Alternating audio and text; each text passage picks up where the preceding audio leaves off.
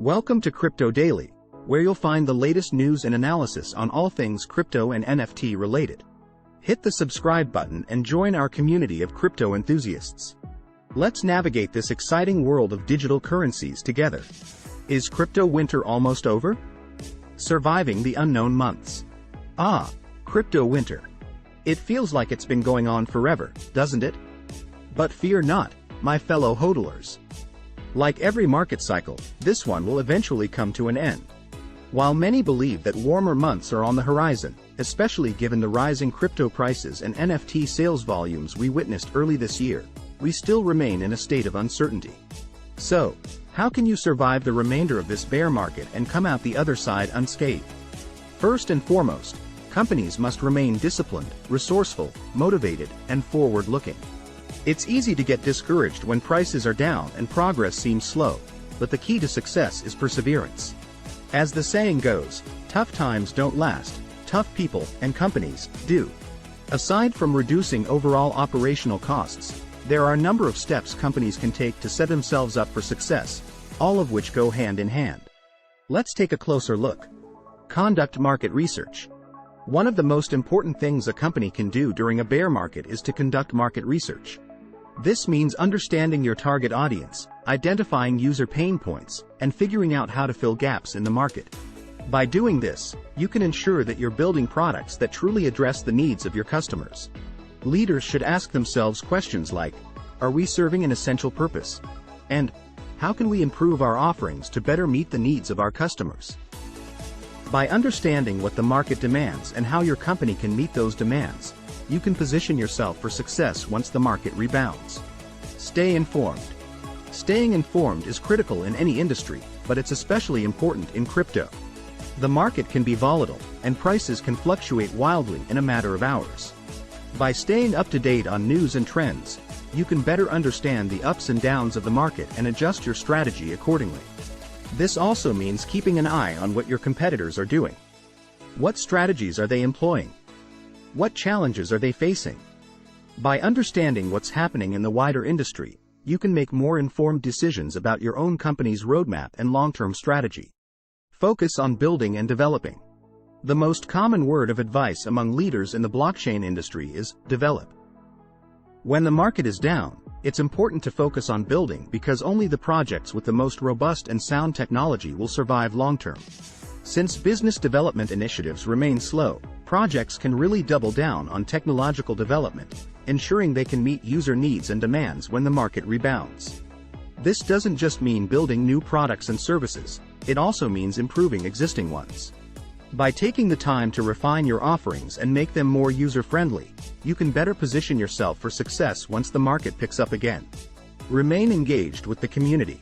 Finally, it is critical for businesses to remain engaged with their communities and leverage different approaches to continue connecting with them.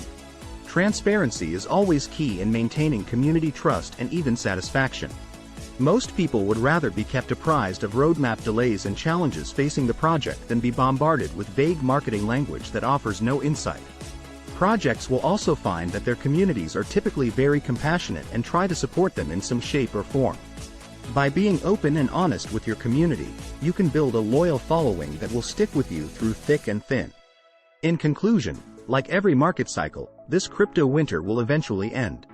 By making smart, informed business decisions and focusing on building cutting-edge technology, leaders can weather these difficult months and emerge stronger with a renewed. Next up, the world of cryptocurrency has been in the spotlight for some time now, and not always for positive reasons. President Joe Biden's latest budget proposal has raised concerns among crypto miners in the United States. According to the proposal, these miners could eventually face a 30% tax on electricity costs, with the aim of reducing mining activity. The proposed tax would apply to any firm using resources, whether they are owned or rented, and would be subject to an excise tax equal to 30% of the costs of electricity used in digital asset mining. The tax would be phased in over 3 years, starting at 10% and gradually increasing until it reaches the maximum 30% rate by the 3rd year.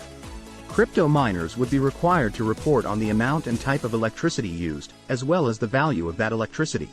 Even those who acquire their electricity needs off-grid would still be subject to the tax and would be required to estimate the electricity costs generated by any electricity generating plant.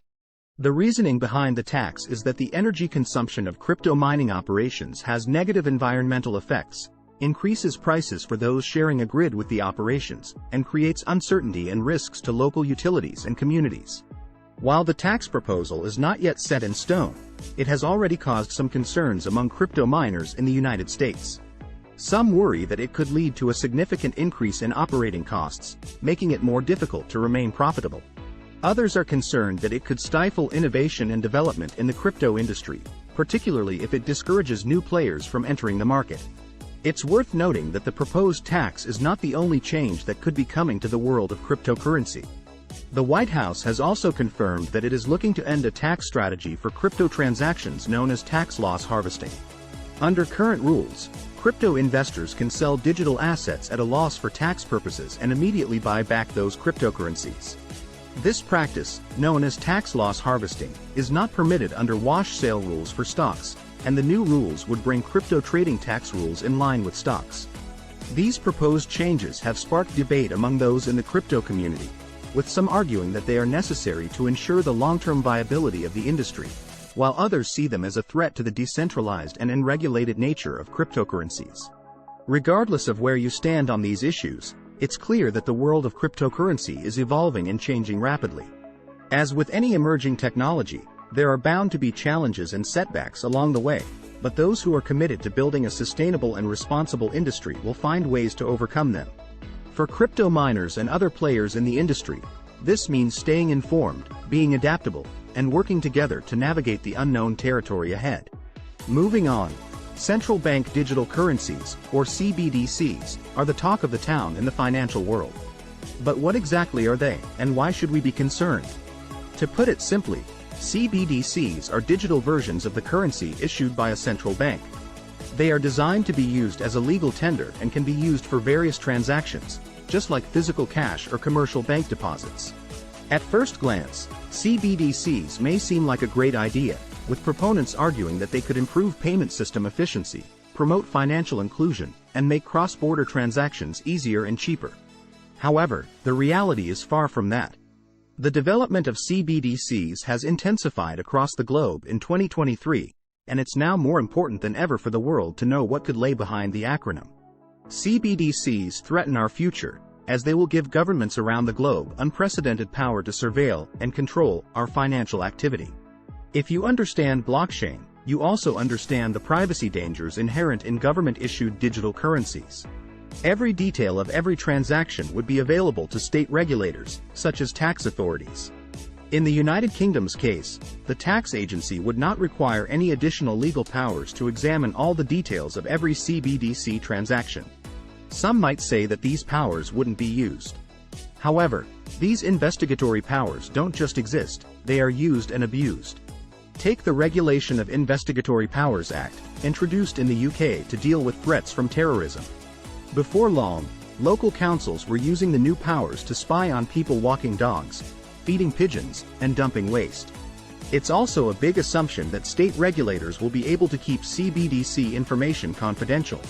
In the UK, state agencies too often lose data, accounting for 54% of all data breach fines. Not that long ago, Home Revenue and Customs managed to lose the records of 25 million taxpayers.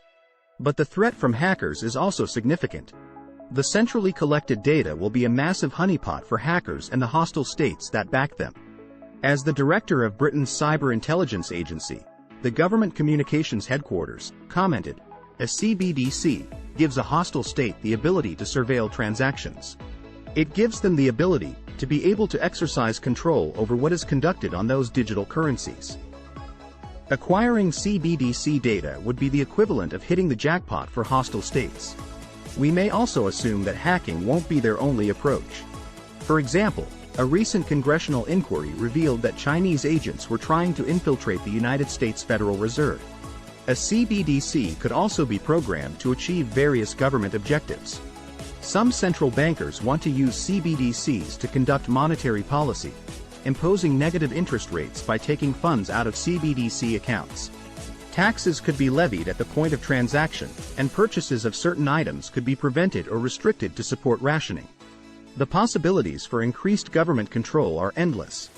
Former Bank of England Governor Mervyn King pointed out in the House of Lords earlier this month, CBDCs are about ways of making payments, they are not a new currency. What are the problems in our payment system to which a CBDC might be the answer? He concluded, there are no problems to which a CBDC is the only, or even the most obvious, answer. Our payment system is more efficient than those in most other countries. Proponents of CBDCs argue that they would improve payment system efficiency, promote financial inclusion, and make cross-border transactions easier and cheaper. What they won't tell you is that all of these features are already offered to consumers today in the form of fiat-backed stablecoins issued by private companies.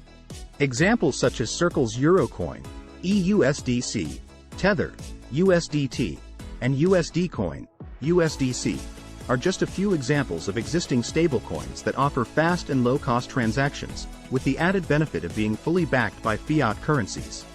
In summary, while CBDCs may seem like a great idea at first glance, the reality is that they pose significant threats to our financial privacy and could give governments unprecedented power to surveil and control our financial activity. Proponents of CBDCs fail to acknowledge that similar features are already available through existing stablecoins issued by private companies. It's important for individuals to educate themselves on the potential risks and drawbacks of CBDCs before they become widespread. Crypto Daily, your source for the latest crypto and NFT news. See you in next video.